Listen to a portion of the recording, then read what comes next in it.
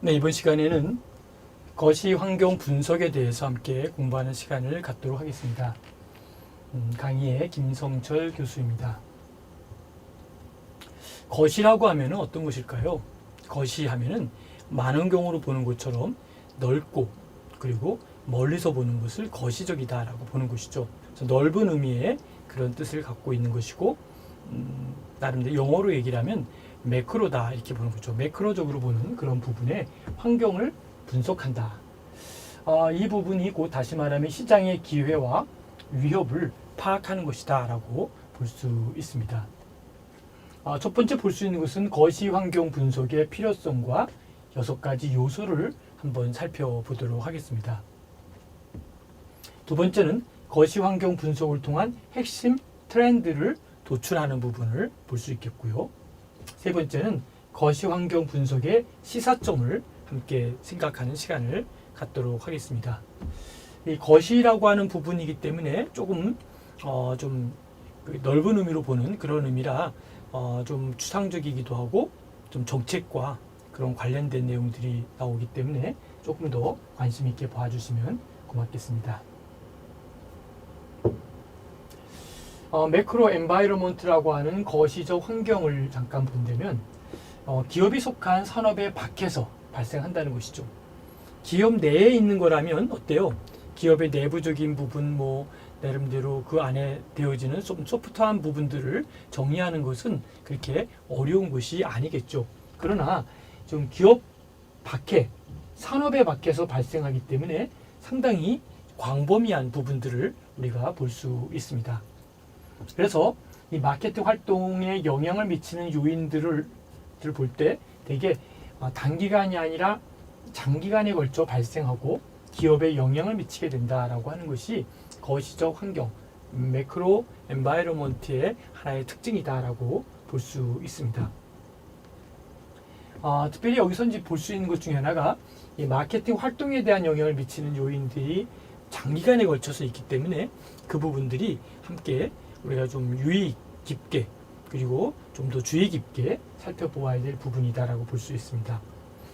다음은 경제기업의 경영 활동을 둘러싼 환경 가운데에서 인구 변화나 경제, 자연, 기술, 문화, 그리고 국제관계 따위와 같이 개별 기업이 직접 관여하지 않는 환경이다라고 볼 수 있습니다. 이 얘기는 무엇을 의미하는 걸까요? 경제기업의 경영활동을 둘러싼 환경이 있단 말입니다. 그죠? 근데 그 인구 변화라든지 경제라든지 자연이라든지 기술이나 문화나 국제관계 따위와 같이 하나하나의 개별 기업이 직접 관여하지 않는 그러한 넓은 의미의 매크로한 엔바이러먼트다라고 하는 것을 우리가 생각하시면 되겠습니다. 그래서 우리가 이것을 PEST 분석이다라고 좀 이야기를 합니다. PEST 분석하면 조금 어려운 것 같지만 하나씩 살펴보도록 하겠습니다. 거시 환경 분석을 PEST다라고 하는 것인데요. PEST는 약자를 딴 겁니다. 이 P는 political이라는 P와 economic과 그다음에 social, 그다음에 and technological analysis라고 해서 정치, 경제, 사회, 기술적인 분석이다 이렇게 부는 거죠. 그러니까 거시 환경이라고 하는 것은 정치라고 하는 게 얼마나 매크로한 겁니까? 그렇죠? 경제라고 하는 것이 얼마나 매크로합니까? 소셜이라는 것도 얼마나 매크로합니까? 정치, 경제, 사회 이러한 테크놀로지컬한 어나리시스다. 이러한 부분들을 바로 거시 환경 분석이다. 이렇게 보는 거죠. 약자로 우리가 PEST, Political, Economic, Social and Technological Analysis라고 하는 PEST를 약자로 썼다라고 하는 거 참고해 하시면 되겠습니다. 그래서 우리가 뭐 거시적으로 봤다라고 하는 건 항상 정치, 경제가 항상 들어갑니다. 그래서 정치, 경제, 사회 이 맥락에서 바라보는 그 시선이 바로 매크로적인 거시적인 것이다. 이렇게 기억을 하시면 되겠습니다. 그런 의미에서 이제 전략 관리 구성 요소 중 환경 파악에 사용되는 이런 거시적인 환경 요소를 묘사하고 있다라고 하는 것이죠. 일부 학자들은 이 내용에 법적 특성을 추가하여 SLEPT로 부르기도 하고 환경에 대한 이 environment 분야를 추가하여 PESTEL 혹은 PESTLE로 칭하는데 영국에서 통용하고 있는 부분이다라고 볼 수 있습니다. 자, 그런 의미에서 우리가 여기서 말한 대로 이 이코노믹이라는 부분에다가 엔바이러먼트와 조금 연결되지만 아무튼 여기에서 우리가 그 엔바이러먼트라고 환경을 분야를 추구하는 또 이렇게 추가해서 보는 이런 부분들이 바로 우리가 나름대로 영국에서 통용되는 그러한 하나의 바라보는 시각이다라고 볼 수 있죠. 시장 조사나 전략 분석을 할 경우에는 어때요? 특별히 거시경제, 이 political economic이라고 했죠. political economy, social이라고 하는 거시경제 요소에서 기업이 의사결정을 내려야 할 때 사용하는 기법이 바로 이러한 기법을 보고 있다는 것이죠. 그런 의미에서 이제 시장 성장과 축소, 그리고 사업 포지셔닝, 사업 방향 등을 파악하는데 효과적인 도구가 바로 이 부분이다라고 볼 수 있습니다.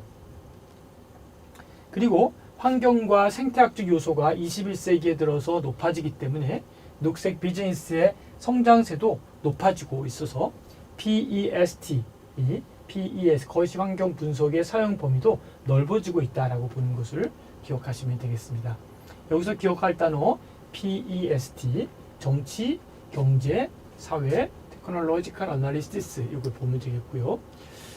특별히 여기서 이제 그 법적인 부분을 들어간다라고 해서 레갈이라고 하는 법적인 부분이 들어가 있는 부분도 참고하시면 좋겠고요. 그리고 환경이라는 부분이 들어가서 나름대로 environmental이라고 하는 단어가 같이 추가돼서 PESTEL 이렇게 연결된다는 것도 참고하시면 되겠습니다.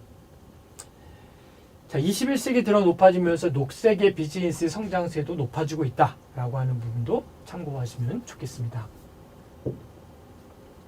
여기서 이제 political이라는 요소를 한번 살펴보도록 하겠습니다. 이 정치적이다라고 하는 이 요소, 정부가 경제에 간섭하는 정도다라고 하는 것이죠.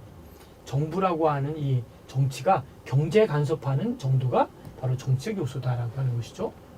특별하게는 세금이나 노동법, 무역제재, 환경법, 관세, 정치적 안정성 등을 포괄하고 있다라고 하는 것도 참고하시면 좋겠습니다. 그 다음에 정치적 요소는 정부 차원에서 진흥하거나 제재하고자 하는 재화나 용역의 종류를 포함하기도 하고 있습니다. 그래서 국가적 차원에서 중앙정부가 보건과 교육과 인프라 구축 등에 끼치는 영향을 고려하고 있다라고 하는 것도 참고하시면 되겠습니다. 다음에 이코노믹에 대한 요소는 뭘까요? 경제적 요소. 이 부분 어떤 것을 이야기하는 것일까 한번 생각해 볼 필요가 있겠죠. 그래서 경제 성장률, 금리, 환율, 인플레이션 정도 등을 포함하고 있다라는 것이죠. 이러한 요소는 경제 주체, 다시 말하면 기업이 의사결정을 내리는데 막대한 영향을 끼치고 있다라고 하는 것도 참고하시면 되겠습니다. 일례로 볼 때는 금리라고 하는 것은 비용에 영향을 끼치기 때문에 어느 정도에서 기업이 성장하고 확대될지 가늠할 수 있는데요.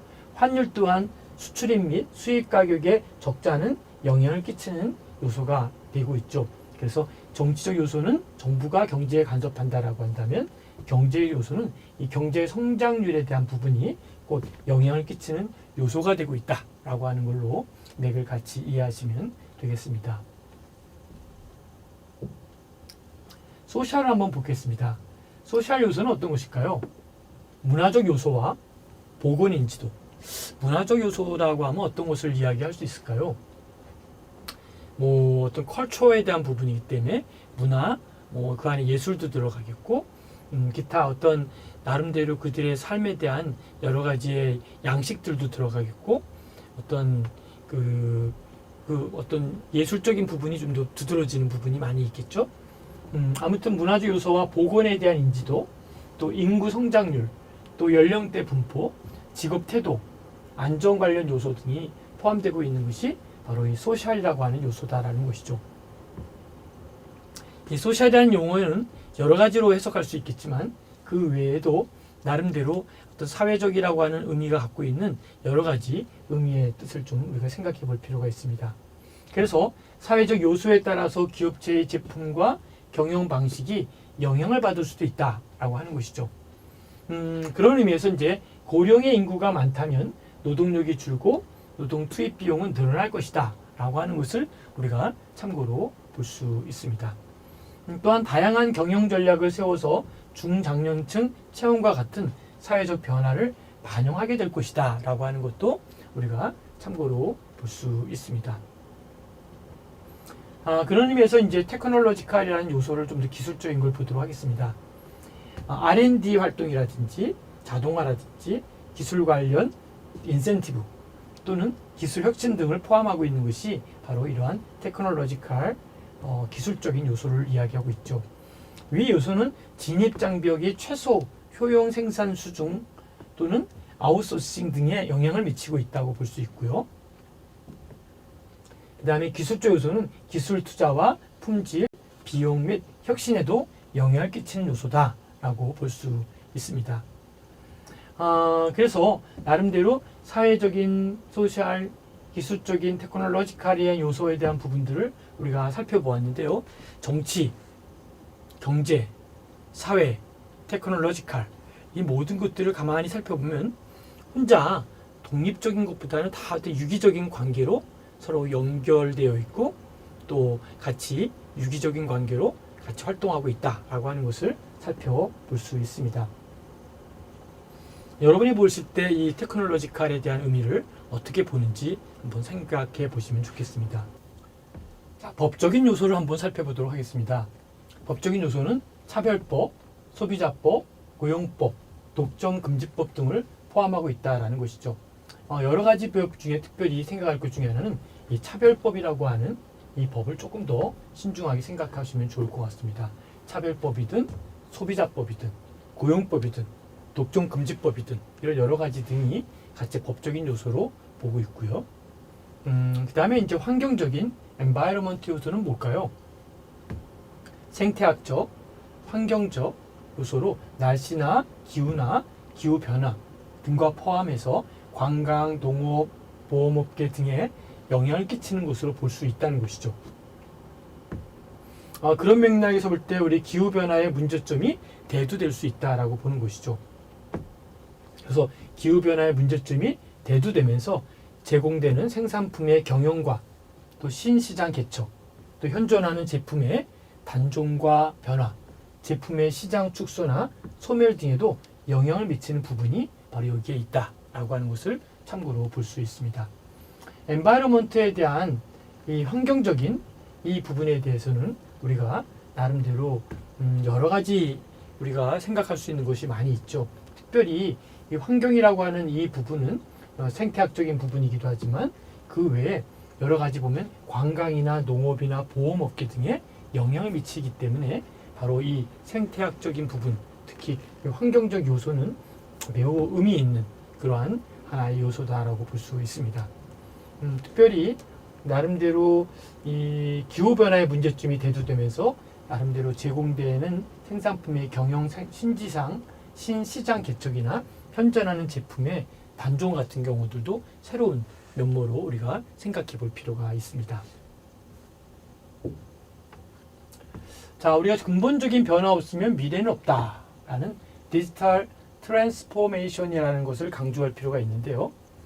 이 디지털 트랜스포메이션이라고 하는 이 부분이 더 나은 고객 가치를 창출하는 핵심의 수단이자 그리고 LG의 경쟁력을 한 차원 끌어올리기 위해 꼭 필요한 변화 중 하나다라고 하는 것을 우리가 살펴볼 필요가 있습니다. 사물의 인터넷인 IoT나 클라우드 컴퓨팅, 그다음에 인공지능 AI, 빅데이터 솔루션 등 정보통신 기술 이것을 플랫폼으로 구축하고 활용해서 기존 전통적인 운영 방식과 서비스 등을 혁신하는 그런 것이 바로 불확실한 경영 환경을 단순히 견뎌내는 것이 아니라 사업 모델이나 사업 방식 등 나름대로 근본적인 혁신을 통해서 차별화된 고객 가치 창출 역량을 확보해야 된다라고 하는 것을 우리가 볼 수 있습니다. 여기서 이야기하는 대로 근본적인 변화 없으면 미래는 없다라고 하는 이 맥락에 우리가 조금 더 정말 주의 깊게 관심을 가지고 보아야 되지 않을까라고 생각을 해 봅니다.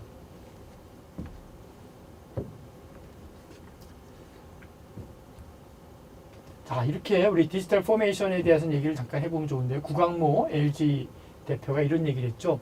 앞으로 다가올 위기는 지금까지와는 다른 양상의 위기. 제대로 그리고 빠르게 실행하지 않는다면 미래가 없다는 각오로 변화를 가속화해 주길 당부드린다라고 하는 메시지를 어떤 모임에서 진행을 했죠. 디지털 트랜스포메이션이 어떤 뜻이냐면 디지털을 기반으로 기업의 전략, 조직, 프로세스, 비즈니스 모델 등 전반을 변화시키는 경영 전략을 디지털 트랜스포메이션 이렇게 설명을 하고 있습니다. 근본적인 변화. 자, 근본적인 변화가 뭘까요? 근본적인 변화가 없으면 미래는 있을까 없을까요? 없다는 것이죠. 일시적인 그냥 눈가림식에 아웅하고 하는 그러한 어떤 단편적인 변화는 금방 또 바닥을 드러낼 수밖에 없고 한계를 드러낼 수밖에 없다는 것이죠. 그래서 근본적인 변화를 갖기 위해서는 뭔가 정말 단호한 결정을 해야 되겠고 그러한 결정과 결과 속에서 미래를 만들어낼 수 있다라고 하는 것을 참고하시면 좋겠습니다. 자, 그러면 거시 환경이 무엇인지 한번 살펴볼 필요가 있습니다. 그래서 거시 환경 분석의 필요성과 그 다음에 6가지 요소가 무엇인지 한번 살펴보도록 하겠습니다. 거시라고 하는 거는 말씀드린 대로 매크로라고 했죠. 그죠? 그래서 매크로 엔바이러먼트라고 하는 단어로 살펴볼 필요가 있는데요. 이 매크로 엔바이러먼트라고 하는 것은 미시 환경에 영향을 끼치는 인구 통계, 경제, 사회 문화, 기술, 정치, 법, 그리고 자연 환경 등의 요소로 바로 의미를 하고 있는 거죠. 그것이 바로 이것이 거시 환경에 대한 의미를 보고 있는 것이다. 큰 틀이죠. 인구, 경제, 사회 문화, 기술, 정치, 법, 그리고 자연 환경 등의 요소다라고 보는 것이죠. 그러면 매크로적인 엔바이러먼트와 반대되는 거죠. 미시 환경이죠. 영어로는 마이크로 엔바이러먼트라고 그러죠. 마이크로, 아주 현미경으로 바라보는 그 조그마한 거죠. 그래서 미시 환경 같은 경우는 우리가 고객에게 가치를 제공하는데 가까운 곳에서 영향을 미치는 이 기업과 고객과 공급자와 중개자 그리고 경쟁자를 의미하고 있다라고 보는 것이죠. 그런 면에서 미시 환경은 바로 우리가 생각하는 그 밸류, 가치를 제공하는 데 초점을 두고 있다라는 것도 우리가 함께 생각해 볼 필요가 있습니다. 마케터들은 거시 환경 추세를 밝혀냄으로써 많은 기회를 찾게 되었습니다. 그래서 이 추세라고 하는 건 뭐냐 하면은 어떤 힘이나 지속성을 가지고 있는 사건이나 방향이나 연속성이다라고 하는 것이죠. 더 나아가서는 유행이라고 하는 것은 뭘까요? 예상이 불가능하고 수명이 짧고 사회적, 경제적 그리고 정치적 의미가 있는 것이 아니다라고 하는 것이 바로 우리가 생각하는 부분이다라고 볼 수 있습니다. 여기서 특별히 거시 환경과 미시 환경 두 개를 잘 기억하셔서 우리가 혼란이 없도록 그렇게 이해하시면 좋겠습니다. 그러면 거시 환경, 매크로 엔바이러먼트 분석의 주요 요소가 6가지가 있는데요. 첫 번째가 자연 환경적 요소가 이야기하고 있습니다. 기후와 자원을 얘기를 하고 있죠. 그리고 인구 통계적 요소는 인구 밀도, 연령, 성비, 그다음에 그 인종, 직업, 그다음에 다문화, 고령화라고 하는 부분이 인구 통계적 요소로 볼 수 있습니다. 사회 문화적 요소 같은 경우는 사회적 가치, 글로벌, 다시 말하면 문화 글로벌화에 대한 부분을 설명하고 있습니다. 핵심은 트렌드에 대한 반영인데요. 정치 규제적 요소로서 정치 성향, 법 규제, 투자 유치, 극대화, 또 중앙정부 지원 확대 이런 부분들로 설명하고 있습니다. 다음엔 기술 사업적 요소로서 첨단 기술, 산업 육성에 대한 이노베이션이 필요하겠고요. 경제적 요소 같은 경우는 경제 규모, 성장률, 소득 여러 가지 움직임이 바로 여기에 포함된다라고 볼 수 있습니다. 특별히 기억할 것은 자연 환경적 요소에 대한 부분이 바로 이러한 맥락과 그래프 속에서 진행되고 있다라고 하는 것을 참고로 보시면 좋겠습니다.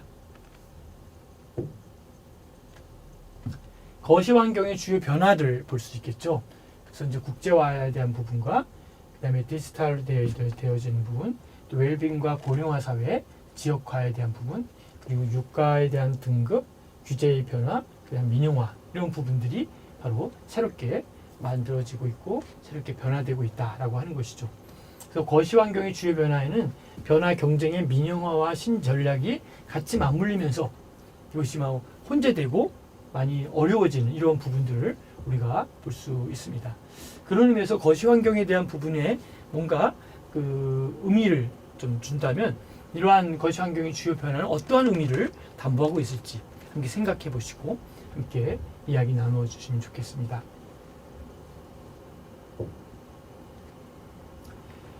거시 환경 분석을 통한 핵심 트렌드 도출을 보면은 먼저는 인구 통계적 요소에 나름대로 트렌드를 살펴볼 필요가 있다고 생각합니다. 첫 번째는 고령화에 대한 부분이죠. 그래서 인구 구조의 변화와 생활 패턴의 변화가 새로운 문화를 형성하고 있다라고 하는 것이 새로운 하나의 그 인구에 대한 고령화에 대한 부분들을 연구해 볼 필요가 있다라고 보죠. 그다음에 가구의 패턴이 바뀌고 있고, 그다음에 웰빙 라이프 스타일로 바뀌고 있다라고 하는 것으로 같이 대신하면 좋을 것 같습니다. 특별히 그 웰빙 라이프 스타일에서 보면은 웰빙 개념의 확산에 있어 선진국가의 한국과의 차이점을 자세히 다루고 있는데요. 한번 살펴보도록 하겠습니다.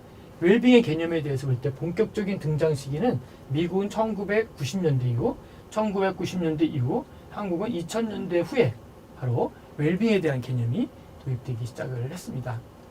그 다음에 등장 배경은 사회 대안운동 확장과 함께 생활 속에서 웰빙에 대한 개념을 체득할 수 있도록 한다라고 하는 것이 등장 배경의 미국이었고요. 일본 같은 경우는 고령자, 장애인 등의 복지와 관련돼 있다라고 하는 부분이 또 특별한 건데, 특별히 등장 배경에 보면은 건강 붐이 일어나는 1990년대 이후 건강 붐이 일어나는 이런 조짐을 볼 수 있죠. 그래서 일본이라고 하는 나라는 1900년 이후부터 시작되었고, 나름대로 등장 배경은 이런 건강 붐, 조성에 대한 부분들을 등장 배경으로 자리매김할 수 있습니다.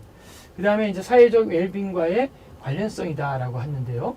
자, 이 부분은 사회적 웰빙과의 관련성이라고 하는 부분은 바로 나름대로 그 사회적인 부분에서 웰빙에 대한 부분들을 우리가 좀 연결해서 이렇게 생각해 볼 필요가 있다는 것이죠. 그래서 미국 같은 경우는 여성 건강 및 복지 관련으로 설명되어 있다면, 일본 같은 경우는 고령자, 장애인 등의 복지와 관련되어 있다는 것이죠. 한국은 복지와는 무관하고 개인적 웰빙 추구가 바로 그 중요한 포인트를 가지고 있다라고 하는 것도 참고로 보시면 좋겠습니다. 특별히 한국에 대한 예를 보면 본격적인 등장 시기가 2000년대 이후에 나타난다고 보고 있고요. 대중매체의 적극적 개입, 또 황사라든지 광우병 등 환경재해에 대한 공포, 또 복지와는 무관하다라고 해서 개인적 웰빙 추구를 집중하고 있고, 식품에서는 가전, 섬유, 건설 등 전 분야에서 영향을 끼치고 있다라고 하는 것으로 참고하시면 좋겠습니다.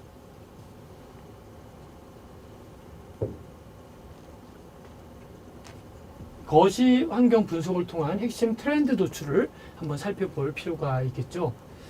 자, 첫 번째 이어서 이제 두 번째 기술 산업적 요소의 트렌드를 보도록 하겠습니다. 첫 번째, 인터넷의 확산과 디지털의 혁명이다라는 것이죠. 인터넷의 확산은 뭐 누가 봐도 여지없이 잘 진행하고 있는 것처럼 우리가 진행하고 있고, 또 나름대로 열심히 그 부분에 대해서 우리가 노력을 하고 있습니다. 그런 면에서 이제 기술 산업적 요소의 트렌드를 보면 인터넷의 확산과 디지털의 혁명이다라고 하는 것을 먼저 제시를 해주셨습니다. 그 다음에 경제적 요소의 트렌드를 볼 때는 어때요? 소득의 변화, 그리고 주요 국가 경제 성장률과 산업 구조 전망이 매우 중요한 나름대로 의미를 갖고 있는 것이다라고 볼 수 있죠. 세 번째는 불안전한 금융시장을 볼 수 있습니다.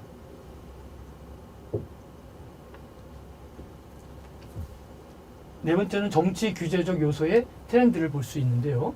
바로 입법 조치의 증가와 변화하는 정부기관의 법 집행이 바로 여기에 해당된다라고 볼 수 있습니다. 그래서 입법 조치가 증가하고 변화하는 정부기관의 법 집행을 통해서 나름대로 이 부분들을 좀 더 구체화시키고 같이 맥락을 같이 해야 되지 않을까라고 생각을 해봅니다.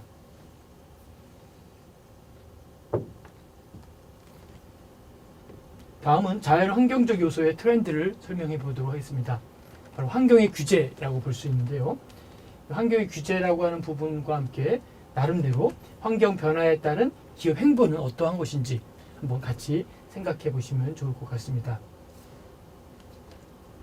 그래서 나름대로 거시 환경 분석을 통한 핵심 트렌드의 도출은 상당히 의미 있게 상당히 잘 만들어져 가고 있지만 사실 그 부분도 결코 쉬운 것은 아니지만 또 다른 의미를 두고 생각할 때 과연 이 부분은 어떻게 우리가 이해할 수 있을 것인가 라고 하는 부분에 대해서 핵심 트렌드를 한번 살펴보면 좋을 것 같습니다.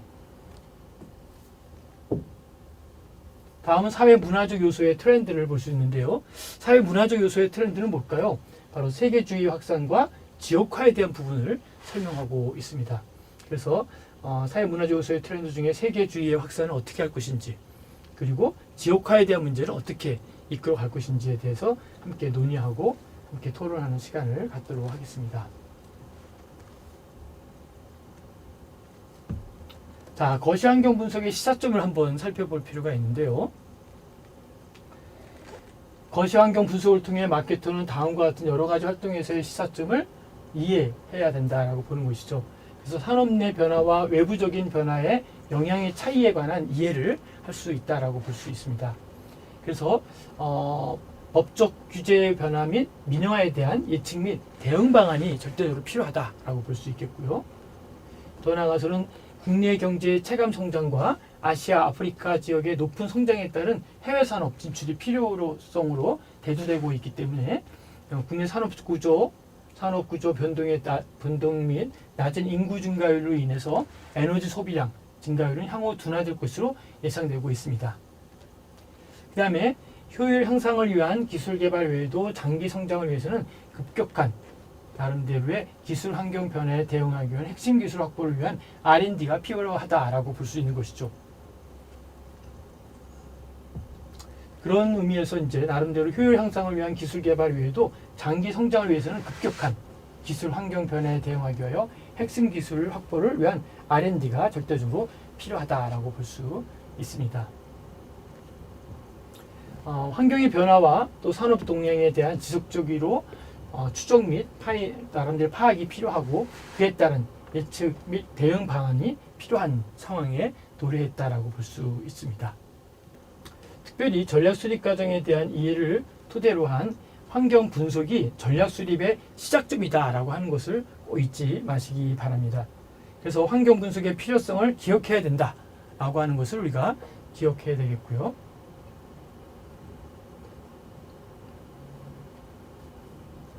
환경 분석을 통해 전략적 기회 그리고 위험 요소를 찾아야 된다라고 보는 것이죠.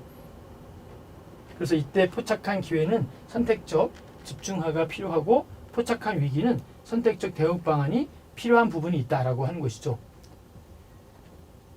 그래서 나름대로의 어떤 그 정성적 방법과 정량적 방법이 통합과 다양한 분석 도구의 활용 또한 필요한 시점에 와 있다라고 볼 수 있습니다. 그래서 거시환경 분석에 대해서는 큰 틀 속에서 우리가 함께 보았지만 또 함께 논의할 부분들도 많이 있는 것으로 생각이 듭니다. 다른 어떤 단체 모임을 위해서 우리가 뭔가 진행을 할 때 의견을 조율하거나 정리할 때 반드시 필요한 부분은 바로 그러한 어떤 같이 진행하면서도 같이 협력할 수 있는 이런 방안들을 함께 만들어갈 수 있다라고 하는 것이 아주 유의미한 부분이다라고 볼 수 있습니다. 그런 맥락에서 우리가 함께 한다는 것, 또 그런 맥락에서 함께 연결시켜 준다는 것, 이런 모든 것들이 바로 의미 있는 그러한 조직이고 의미 있는 내용이 될 것이다라고 볼 수 있습니다. 그런 의미에서 이제 추가로 우리가 진행되는 그러한 부분에 대한 그 영상들은 또 추후에 우리가 자료로 함께 공유하고 함께 이야기를 나누었으면 좋겠다 싶습니다. 자, 끝까지 여러분 경청해 주셔서 감사드립니다. 질문이나 또 함께 이야기를 나눌 수 있는 내용들은 연락을 해 주시면 좋겠고요. 끝까지 경청해 주셔서 감사드립니다. 고객은 2위다. 커피는 단순한 음료가 아닙니다. 사람과 사람을 이어주는 매개체이지요. 스타벅스 스타벅스 신화를 진두지휘한 하워드 슐츠. 2000년 20만 명 직원에게 이 말을 남긴 채 CEO 자리에서 물러났습니다. 당시 스타벅스는 한 해 1000개가 넘는 카페를 오픈할 정도로 급성장 중이었죠. 그런데 몇 년 지나지 않아 슐츠는 스타벅스의 미래를 걱정하게 됩니다. 그 예감은 아주 미세한 영역에서 비롯되었는데요. 바리스타 대부분이 단골의 이름을 기억하지 못했고 점포 관리자는 메뉴와 인테리어 등 외형에 지나치게 집착했기 때문입니다. 한마디로 실적에 너무 연연했던 것이죠. 참다 못한 슐츠는 고위 경영진에게 편지를 씁니다. 편지의 제목: 평범해져버린 스타벅스 경험. 그런데 이 편지가 언론에 유출되고 말았습니다. 슐츠는 직원들에게 큰 배신감을 느꼈습니다. 스타벅스 그란데 사이즈의 고통, 앞으로 더 우왕좌왕할 것. 2007년 말이 되자 슐츠의 걱정대로 전개되기 시작했습니다. 주가 42% 하락. 2008년 이 위기 상황을 극복하기 위해 슐츠가 다시 복귀했습니다. 8년 만이었죠. 그리고 2월 26일 하루 동안 미 전역 7,100개에 달하는 모든 스타벅스에 문을 닫습니다. 직원들에게 쉼을 주면서 정체성을 다시 한번 환기시키고 커피 추출 기법을 다듬기 위해서였죠. 취지는 좋았으나 하루아침에 70억 원이 날아갔습니다. 고위 경영진들이 가만히 있질 않겠죠? 하지만 슐츠는 당당했습니다. 우리 스타벅스에서 가장 중요한 사람은 고객이 아니라 바로 직원입니다. 경영진이 언제 어디서든 직원을 우선시한다면 직원은 고객을 저절로 돌볼 것입니다. 고객과 가장 많이 접촉하는 것은 여러분이 아니라 바로 직원입니다. 몇몇 이사는 슐츠에게 직원들의 건강보험을 축소하라고 압력을 행사했습니다. 매년 4천억 원이라는 어마어마한 예산이 투입되고 있었기 때문이죠. 슐츠, 건강보험을 줄여. 그렇게 해도 너를 비난하는 사람은 없을 거야. 어쩌면 비용 감축을 위한 최고의 타이밍일걸? 슐츠가 대답했습니다. 여러분, 좀 더 깊이 생각하십시오. 4천억 정도는 다른 부분의 비효율을 줄임으로써 충분히 충당할 수 있습니다. 여러분이 직원을 위해 더 많은 가치를 제공하지 않는다면 여러분의 주주가치 역시 지속될 수 없습니다.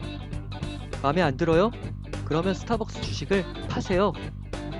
시간이 흘렀고 결과는 어떻게 되었을까요? 2년이 지난 2009년 스타벅스의 이익이 다시 솟구치기 시작했습니다. 2014년 스타벅스는 약 20조 원을 벌어들였습니다. 이 이야기를 정리한 책 경영의 이동, 데이비드 버커스 교수는 말합니다. 우리는 그동안 고객은 항상 옳다라는 말만 많이 들어왔습니다. 그러나 높은 고객 만족도는 결국 직원의 업무 만족도와 관련이 있습니다. 잊지 마세요. 오늘날 성공하는 기업들은 직원이 1순위, 고객이 2순위입니다. Change ground.